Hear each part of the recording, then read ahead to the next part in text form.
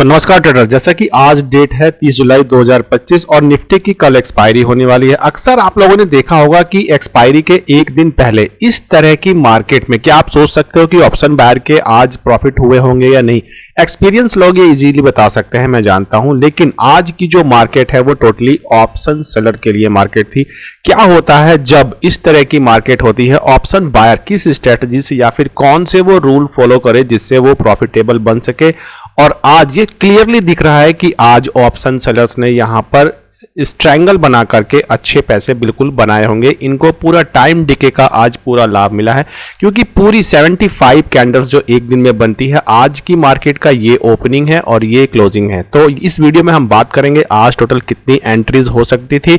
इस तरह जब रेंज बाउंड मार्केट होती है तो इसमें आप कौन सी स्ट्रेटजी से ऑप्शन बायर के पैसे बन सकते हैं, क्योंकि हमें क्लियरली दिख रहा है कि मूवमेंट बहुत ही एक छोटी सी रेंज में है। रेंज की बात करी जाए तो मात्र ये 70 से 80 पॉइंट का आज ये रेंज मिला है। इसी के साथ इसी वीडियो में हम बात करेंगे एक स्ट्रेटजी की कि जब भी मार्केट रेंज बाउंड होती है तो उसमें कौन सी स्ट्रेटजी, जिसका नाम है फेड स्ट्रेटजी। फेड मतलब धीमा मतलब क्या, जब मार्केट बहुत धीमी हो। धीमा कब होता है मार्केट, जब विक्स बहुत डाउन होती है। अक्सर आपने देखा होगा कि एक्सपायरी से जस्ट एक दिन पहले जो विक्स होती है वो बहुत कम होती है। कितनी होती है? 10 से 11। जब भी विक्स 10 से 11 होती है तो मार्केट में क्या होता है, ये छोटी छोटी कैंडल्स बनती है। तो यहाँ पे जो जिनको एक्सपीरियंस होता है उनके ही पैसे बन पाते हैं, जिनको एक्सपीरियंस नहीं होता है इस मार्केट में क्या होती है वो साइकोलॉजी उनकी एक जैसे बोरिंग ट्रेडर की साइकोलॉजी होती है, उस तरह की उनकी साइकोलॉजी हो जाती है और उसके बाद वो यहाँ पर बड़े लॉसेस करते हैं। जैसे कि हमारा फॉर्मूला आप पहले से ही जानते हैं कि इस तरह की मार्केट में हमारा एक सिंपल सा फॉर्मूला अगर आप अपनाएंगे तो आप देखेंगे कभी भी इस तरह की मार्केट में ऑप्शन बायर का लॉस नहीं हो सकता। जो हमारा फॉर्मूला है पहले से ही जानते हैं, जब भी रेंज छोटी हो तो आपको क्या करना है, यहां पर रेंज छोटी हो तो आपको पैसा छोटा लगाना है, क्वांटिटी छोटी लगानी है, टाइम फ्रेम छोटा रखना है। और जो आपको सबसे जरूरी बात है ना कि ऑप्शन बायर को ये नहीं पता रहता है कि कितने प्रॉफिट बुक करने हैं, कहां पर बुक करना है। इस तरह की छोटी मार्केट में आपको, अगर आपने जनरली देखा होगा, जब फर्स्ट मूव आता है तो यहां पर आपको बहुत अच्छे प्राइजेस मिलते हैं, लेकिन जब उसी रेंज बाउंड मार्केट में दोबारा से प्राइजेस ऊपर जाती हैं और नीचे आती हैं तो इस तरह की जो कैंडल में है, नो डाउट ये मेरा एक्सपीरियंस कहता है कि इस तरह की कैंडल में आपको 4 से 5 या मैक्सिमम 3, 4, 5 पॉइंट इस तरह से मिलते रहते हैं। तो उस तरह की कंडीशन में क्या होता है, आप यहाँ पर अपनी जो क्वांटिटी है उसको बढ़ा लेते हैं, आपके फेवर में 3 से 4 पॉइंट आते हैं और जस्ट अगेंस्ट में 10 पॉइंट जाते हैं, बड़ा लॉस होता है। तो आज की मार्केट के बारे में बात करेंगे, आज कितनी एंट्रीज मिली, कितने आज पैटर्न मार्केट ने आपको बनाकर दिए। दो आपको हम ये बताएंगे बाइंग स्ट्रेटजी, जिसमें से एक है क्या, फेड स्ट्रेटजी। दूसरी बात ये कि आज मार्केट ने अगर देखा जाए तो आपको मैं एक बहुत अच्छा पैटर्न दिखाता हूं। ये पैटर्न आप देख सकते हो, ये प्राइस एक्शन देखो आप, यहां पर अभी आपको कौन सा पैटर्न दिख रहा है।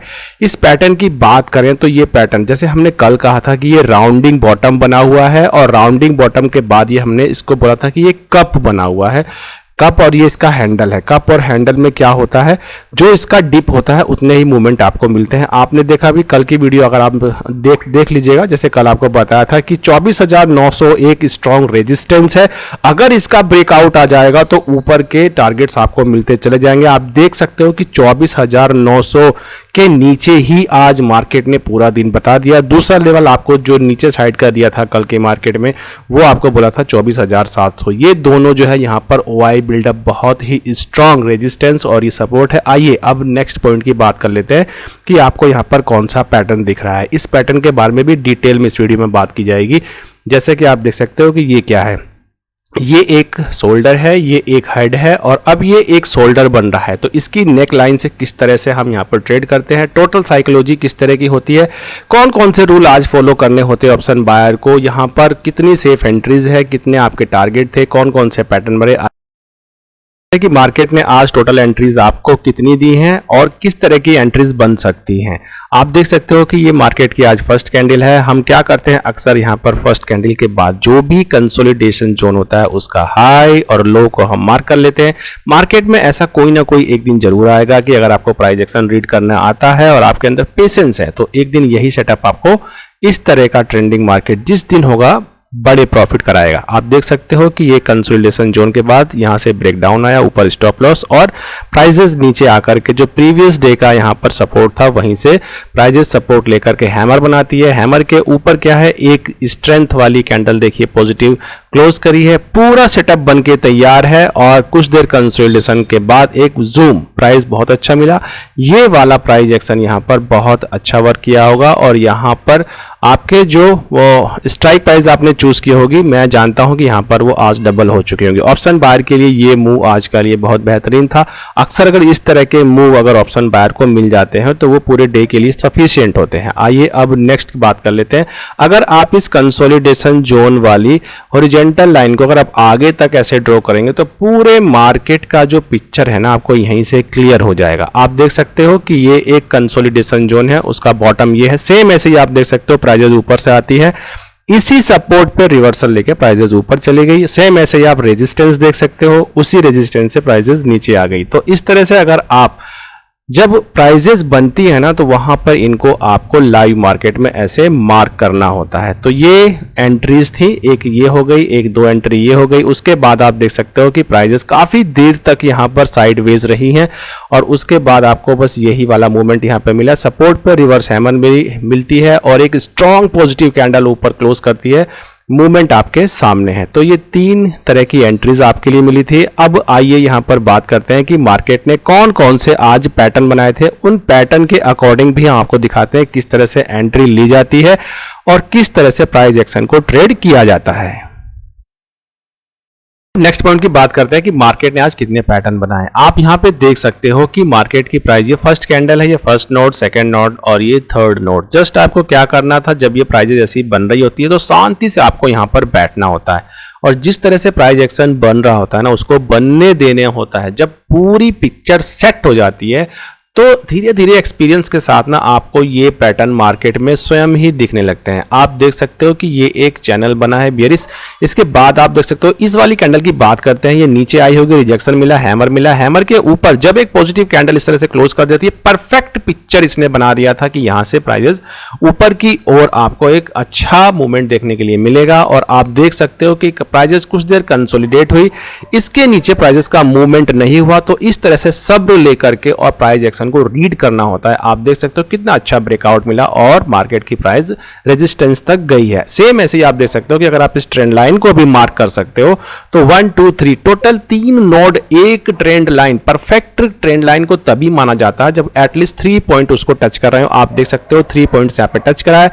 उसके बाद आप देख सकते हो कि यहां पर रेजिस्टेंस लेवल पर, यानी कि जो ये चैनल है उसके रेजिस्टेंस में यहां पे प्राइजेस कंसोलिडेट हुई है। एक हैमर बना, हैमर के ऊपर स्ट्रॉन्ग कैंडल है यानी कि एनगल्फिंग कैंडल ने, मारूबुजू भी बोल सकते हो इसको, यहां पर इसने क्लोज करा और ऊपर विग नहीं है। जैसा हम प्राइस एक्शन को रीड करने के लिए अपनी साइकोलॉजी को यूज करते हैं कि अगर बिग कैंडल ने ऊपर क्लोजिंग दी है और ऊपर विग नहीं है, इट मींस प्राइजेस यहां से ऊपर जाएंगी। आप देख सकते हो प्राइजेस फिर से ऊपर गई।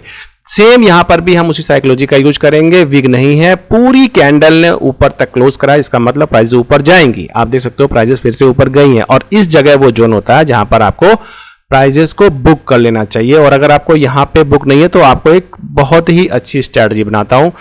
ये देखो कि ये एक रेजिस्टेंस जोन है। अगर इतने बड़े प्रॉफिट आप नीचे से कंटिन्यूअसली अगर लेके आ रहे हैं तो नो डाउट मैं अच्छी तरीके से जानता हूं कि जो भी स्ट्राइक प्राइस है वो यहां पर जस्ट डबल हो चुकी होगी, यानी कि आपका जो अमाउंट होता है वो डबल हो जाता है। लेकिन अब यहां पर ये बात करते हैं एग्जिट के लिए, जो कि इंपॉर्टेंट पॉइंट है आपके लिए कि ये एक रेजिस्टेंस जोन है। तो यहां पर आपको अपने प्रॉफिट को बुक कर लेना चाहिए। और अगर आपको ये नहीं दिखता है तो मैं आपको अभी दिखाता हूं।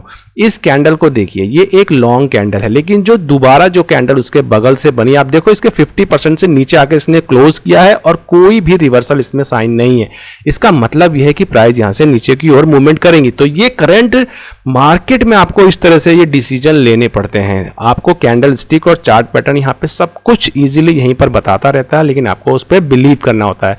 फॉर एग्जांपल जैसे आप यहां कंफर्मेशन के लिए देख सकते हो ना कि यहां पर हैमर आई, हैमर ने यहां से रिजेक्शन दिया, ऊपर ये कैंडल क्लोज हुई और आपको ये शार्प मूव मिला। सब कुछ आपके सामने है। सेम ऐसे ही अब आप आगे देख सकते हो कि आगे का जो पैटर्न है वो साइडवेज पैटर्न है। साइडवेज पैटर्न में आपको यहाँ पर ट्रेड नहीं करना चाहिए और इसको आप अवॉइड करना चाहिए। जनरली ये जो टाइम होता है 10:30 या 11 बजे से लेकर के 12:30 और 1 बजे तक का टाइम जोन होता है। अगर किसी तरह से आपने यहाँ पर अपने मन को संभाल लिया, चाहे आपके लॉसेज हो चाहे प्रॉफिट हो, अगर आपने यहाँ पर ट्रेड नहीं करी तो नो डाउट ये तो मैं जानता हूँ कि यहाँ से फिर आपके पैसे बच जाते हैं। और उसके बाद नेक्स्ट डे भी अगर आप ट्रेड करोगे तो जो अगर छोटा मोटा लॉस आपका रहता है तो मार्केट अगले दिन आपका वो पेट भर देती है। आप सेम ऐसे देख सकते हो कि एक आपको यहाँ पे फिर से एंट्री मिली है और उसके बाद प्राइजेस पूरे दिन यहाँ पर एक साइडवेज जोन में रही है। आइए अब नेक्स्ट बात कर लेते हैं कि अब ये कौन सा एक बड़ा यहाँ पर आपको एक पैटर्न देखने के लिए मिल रहा है। देखिए इसको आप थोड़ा गौर से देखिए, ये एक शोल्डर है, ये एक हेड है और ये क्या है, अभी दूसरा शोल्डर बन रहा है। नेक्स्ट डे की मार्केट के लिए अब बात करते हैं, क्योंकि ये जो टॉपिक है रिलेटेड टू नेक्स्ट डे के लिए एनालिसिस के लिए है। तो नेक्स्ट टॉपिक में इसकी बात करते हैं कि ये पैटर्न किस तरह से बिहेव कर सकता है नेक्स्ट डे, क्योंकि इसकी एक्सपायरी है तो उसमें किस तरह से आप यहाँ पर कल के लिए स्ट्रेटजी बना सकते हैं।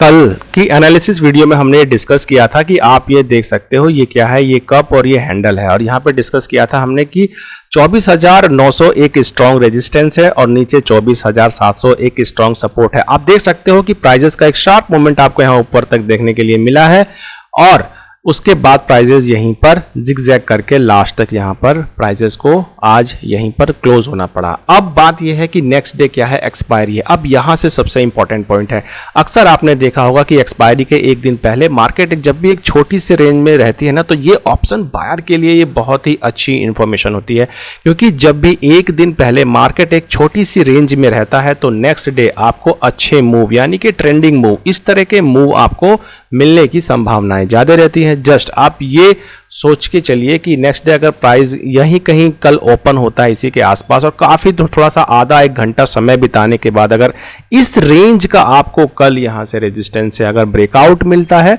तो ऊपर के लेवल आपको मिलेंगे, और सेम ऐसे ही अगर इसी रेंज का अगर आपको ब्रेकडाउन मिलता है तो नीचे के लेवल आपको मिलने तय हो जाएंगे। जैसे कि आप देख सकते हो कि ये आज की मार्केट का भी लो था, प्रीवियस डे का भी लो है, और यहां भी आप देख सकते हो कि काफी देर तक यहां पर कंसोलिडेट करने के बाद प्राइस नीचे गई थी। तो ये एक स्ट्रॉन्ग सपोर्ट है कल की मार्केट के लिए। जब भी प्राइजेस यहां पर आएगी तो आपको एक्टिव होना होगा, कैंडल की प्राइजेस एक्शन को आपको चेक करना होगा।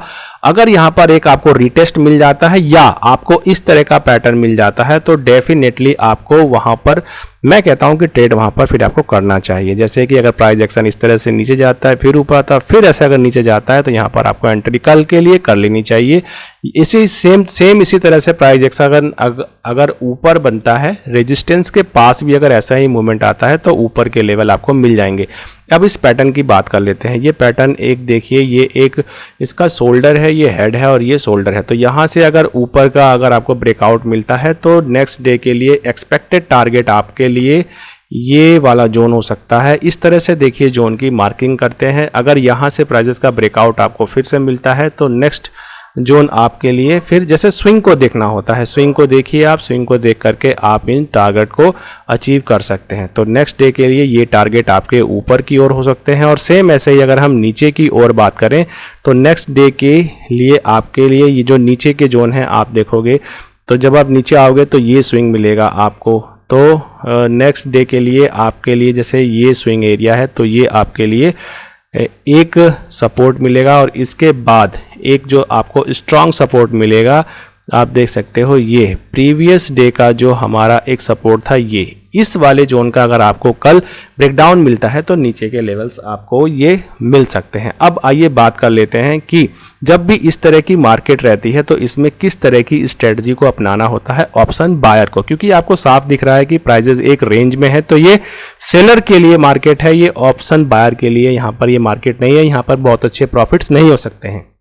यहाँ पर मैक्सिमम जो बायर के प्रॉफिट हो सकते हैं अगर ये वाला मूवमेंट अगर आप छोड़ दो तो इसके बाद जो ये जो प्राइस एक्शन है यहाँ पर 1 से 3% आपको प्रॉफिट मिल जाए। बहुत ज़्यादा बार बार सेम प्राइस एक्शन में एंट्री नहीं करनी होती है। जो प्राइजेस आपको यहाँ पे लेनी होती है वो डीप इन द मनी लेकर के आपको यहाँ पर ट्राई करना चाहिए। और नेक्स्ट बात जो मैंने आपको स्ट्रेटजी की बात करी है उसे कहते हैं फेड स्ट्रेटजी। उसके अंतर्गत क्या होता है, जब मार्केट एक छोटी सी रेंज में रहती है और विक्स काफ़ी कम होती है, यानी कि 10-11 पर जब विक्स रहती है, तो उस कंडीशन में आप देखोगे कि प्राइजेस की जो कैंडल बनती है ना बड़ी छोटी छोटी बनती हैं और इसके मूवमेंट बड़े छोटे होते हैं। तो इस कंडीशन में आपको बार बार एंट्री नहीं करना होता है। अगर आपका व्यू ये है कि मार्केट की प्राइस यहाँ से ऊपर जाएगी तो जस्ट आपको एक प्राइस अवे का आपको कॉल लेना होता है।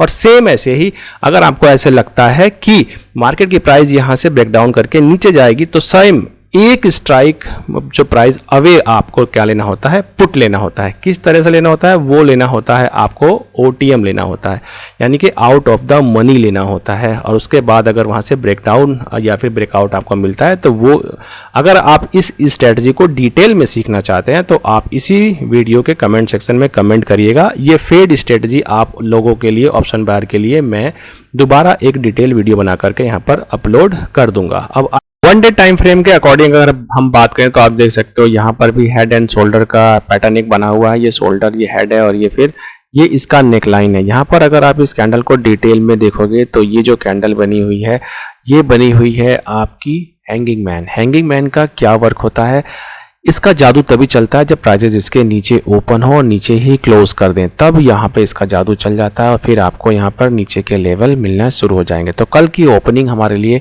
बहुत ज़्यादा ही इंटरेस्टिंग होगी। आप देख सकते हो कि इसके ऊपर जो है अगर हमें इस लेवल का ब्रेकआउट मिलता है किसका 24,900 का, और या फिर अगर प्राइजेस इसके नीचे ओपन हो करके और कुछ देर समय बिता करके अगर प्रीवियस डे के लो को अगर यहाँ से ब्रेक डाउन करके नीचे जाती हैं तो फिर हमें इस वाले कैंडल के लो तक का प्राइस एक्शन कल देखने को मिल सकता है। क्योंकि आज प्राइस एक्शन बहुत ही छोटी सी रेंज में रही है। अक्सर जब भी ऐसा होता है तो जो हमें एक्सपायरी मिलती है वो ट्रेंडिंग मिलती है। ट्रेंडिंग का मतलब उसमें मूवमेंट हमें अच्छे मिलते हैं, आइदर अपसाइड और डाउन साइड।